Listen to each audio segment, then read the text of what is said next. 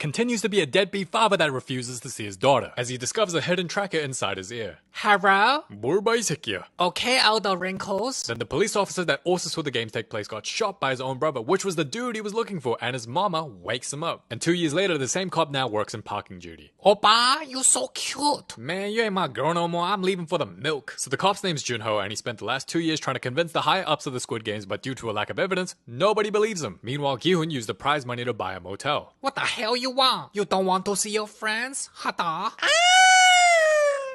So bro's clearly traumatized from the games and is now buddies with this dude. The very loan shark that Gi-hoon borrowed money from. The same dude that tried to sell Gi-hoon's organs is all buddy-buddy now because he paid the money back. And Gi-hoon gives him more money to hire more men to find the recruiter for the games. And that's all he's been doing for the past 2 years, trying to find the recruiter with the goal of stopping the games for good. So the loan shark gets his boys and goes around all of Korea's metro to find the recruiter. Meanwhile, this raggedy, homeless-looking dude is the one who found Junho and rescued him after bro got shot. And Junho spent the last 2 years trying to find the islands where the games take place in search of his brother, who we now know as the front man. And after some time, they finally found him. Huh? Your phone ling. The recruiter is here. So Gi-hoon's on his way while they follow the recruiter. And we're introduced to a crypto scammer, also known as Korean Hawk 2. And his pregnant ex calls him because he the baby daddy. Now the recruiter gets 100 pieces of bread and 100 lottery tickets and approaches the homeless. 야, 이 씨발놈아. 뭐? 골라, 이 새끼야. I picked the ticket. Shit. Byung-shin. Then he finds more of the homeless and nearly all of them pick the lottery ticket. You wanna see some wild shit? What he doing? We. Then our silly Gi-hoon gets pulled over for speeding, which gets Junho to search up his license plates and remembers that it was because of Gi-hoon he infiltrated the games in season 1. Then the recruiter starts to leave, and out of fear they think they'll lose him before Gi-hoon arrives. They try to capture him themselves. Where he at? Oh, it was you. So the recruiter plays Russian roulette with the loan sharks on a game of rock, paper, scissors -1. Teaser. Click. That's no fun. I add 5 more bullets. How? So the dude in fake chains clearly loses, but the boss willingly disqualifies himself by not putting out his hand. And when Gi-hoon gets back to his crib, the recruiter is already there, and they play Russian roulette, taking turns shooting at their own head. Click. Click. Oh, that's too freaky. Then it's Gi-hoon's turn at a 50% survival rate. Pull the trigger, pussy, or I admit you're trash like the rest of the players. 이개새끼야. I bet. Click. It was at this moment that he knew. He f***ed up. Pull the trigger, pussy, or I admit you're a dog serving your little master. And Junho pulls up to Gi-hoon's motel, then frees the loan shark that survived the Russian roulette. And with the recruiter dead, Gi-hoon finds an invitation card to a Halloween party. Huh? You under arrest. I like potato. But eventually the cop convinces Gi-hoon they should work together by telling him he's been to the games and they have a common goal of stopping the games. So they team up and Buddy flexes his stash. Look at that cheddar. Now Gi-hoon reveals he spent the last 2 years training because he had John Wick wannabe and instructs them to recruit more men to help fight their cause. Then we see the amusement park and a baby getting the Rory pop. And we're introduced to another North Korean escapee just like Kang Se-byuk from season 1. Hello? Oh sh... Bunny, this for you. You like it? Huh? Why you cut yourself? 아, 나 얘기를 존나 못생겼네.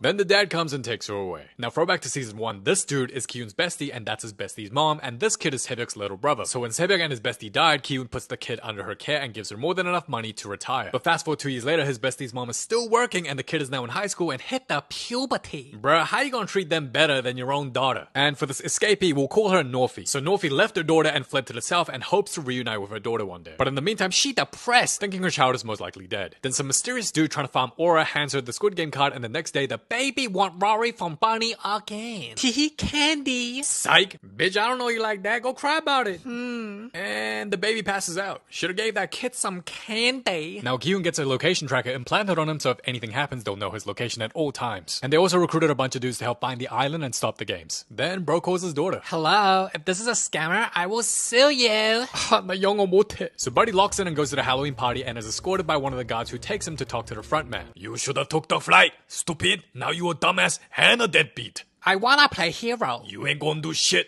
cause the world won't change, so the game always exists. You done? You can't stop these games. I'll prove the world can change. Put me in the games. 병신새끼. So Kyun gets knocked out while Norfi is revealed as one of the gods. And later, Juno tracks Kyun's location to find the island while Kyun wakes up back in the games. And we're introduced to all sorts of characters. Crypto scammer, she, her, druggie. Yeah, look at her face. She's like, what? You smoke weed? Weed in Korea? Very bad. How could you puff a plant? Oh, disgusting. So they signed consent forms, but I wonder if they actually read it. Do you think it says something like, will you give us permission to kill you? Lost all my money thanks to you. Okay, you kimchi hawk tour. So Miss Pregnant is also participating while the frontman oversees the games. And Ki-hoon reunites with one of his old gambling friends from season 1. Like, damn, how many broke friends you got? So the first games begin. Senorita, I am high. You want some of my ketamine? Then Buddy finds out his location tracker was intentionally removed and found in some fisherman's bait. Oh, 씨발. 좋댔다. Then Ki-hoon warns the players. If you lose, you die. 니 미쳤나? So they think he's crazy and don't take him seriously while the dolls are like, hey, what's up, my nigga? and everyone does a good job. 톨라 빡 폴랍. 너한테 벌 안 줬어. 와. 블레. 하. 블레. Blair. And it was Norfi that killed him, so I don't know how you want me feeling sorry for a situation when she out here murdering innocent people. Like, these people just have debt. They're not criminals. Like, doesn't mean you have the right to kill them. And turns out that baby's dad is in the games as well. What the hell? So Druggy does what Druggy does best, and Kyun leads the way, not looking so crazy anymore. Yeah, yeet. Blair. I like feet. Hey, what's up, my nigga? And eventually the players get across and pass the first game. We did it. Blair.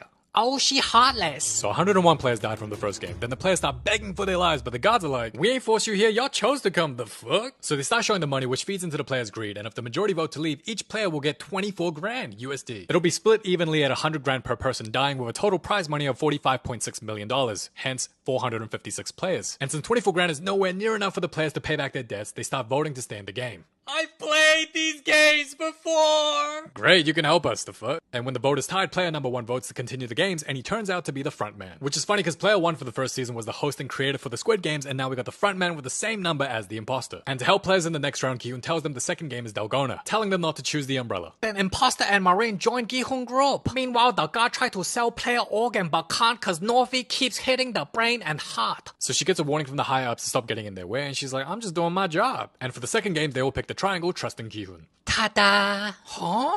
Really? 씨발놈아! 야, 이 새끼야! 야!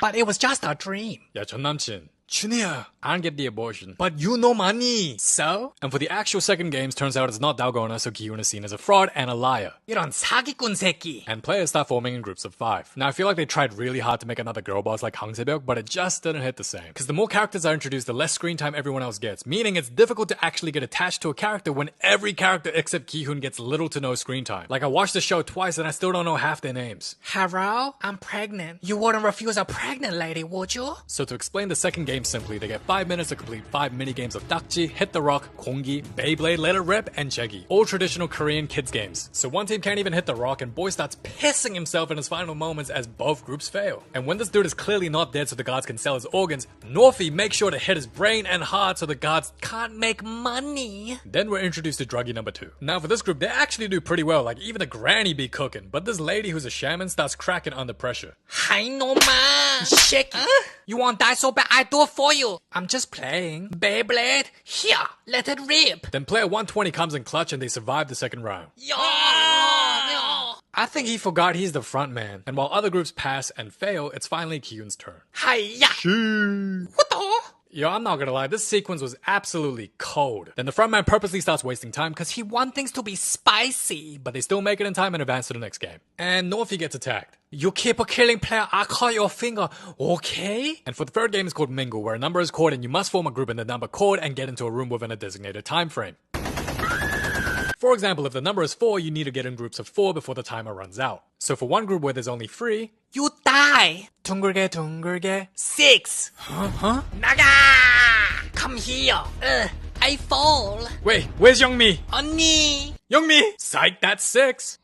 언니. 영미야. 안 돼, 영미. Youngmi! 다 너 때문이야. 너 이 새끼야. 내가 널 살렸어, 이 병신아! He's kinda right.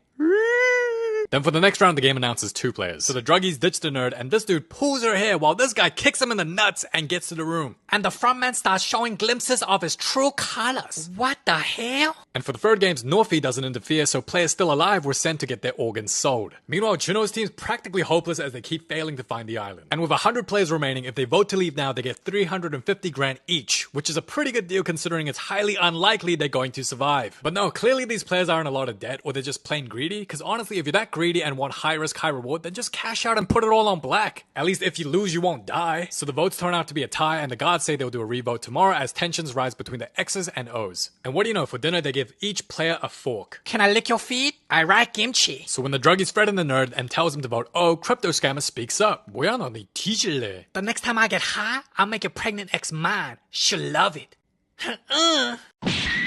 Ooh, get him! Shibalo my bitch! And Crypto Boy rug pulled his throat out and kills Druggy 1, then Druggy 2 goes apeshit and a brawl breaks out. And 5 more players die, which sets up an all-out war between both sides when the lights go out. Meanwhile, in Juno's hopeless squad, turns out there's a traitor amongst them who was screwing up their drone. And that traitor was the man that found and rescued Juno, meaning for the past 2 years, bro's been spying on him and making sure he doesn't find the islands. What you doing to my drone, la? You took my chapsticks. Yeah, yeet. And this is the moment the season started getting weird for me. So Frontman suggests to attack first, but Kyun's like, no, we waited out, play dead, and attack the gods and stop the games. But people will die if we play dead. It's for the greater good. So because Kyun is so self-righteous, players who voted X are helplessly murdered while Kyun just watches from a distance and does nothing. And why did the others listen to him? If more X players die, then they'll never win the vote to get out. And if you actually help Kyun stop the games, you can't cash out the 380k, meaning you survived all those games just to leave empty-handed. Then Sebek Wannabe gets cornered by Druggy number 2. You eat noodle? No! Anyways, back to stabbing, and she's dead. What's sad is I don't even know her name because she got such little screen time. And finally the gods show up. Beep. Psych, got your gun. Teehee. And player 120 is an absolute savage, killing 4 gods. Retreat. Wait, no! Then Kyun forces the captured god to take him to the control room. Huh? Oh, you dead. Yo, this dude is cooked. He's not even opening his eyes as he shoots. Then Kyun and his bestie ditch the rest while they run out of ammo. So the Marine is sent to bring more ammo, but on his way back, he gets scared and decides not to go back. And when it started looking like the players had the edge, Frontman wanted to be Frontman again, killing the players and faking his death. Hello? And when player 120 goes back to retrieve more ammo, it's already too late, and the granny's like, think of the 380 grand. Okay. And the players surrendered but were still executed, and I have a theory about Cancer Baby's dad who is presumed dead. My theory is the dad is still alive so they can sell his organs, but because Norfie knows the dad personally, she's gonna do something about it. That's my theory. And by the end, Kyun and his bestie get arrested, and the front man shows up. Was it fun playing the hero?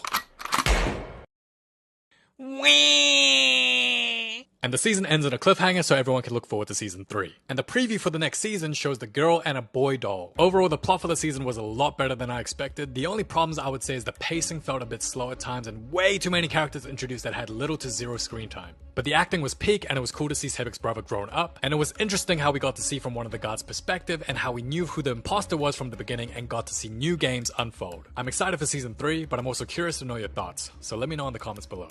Thank you so much for watching. It's been your boy KC.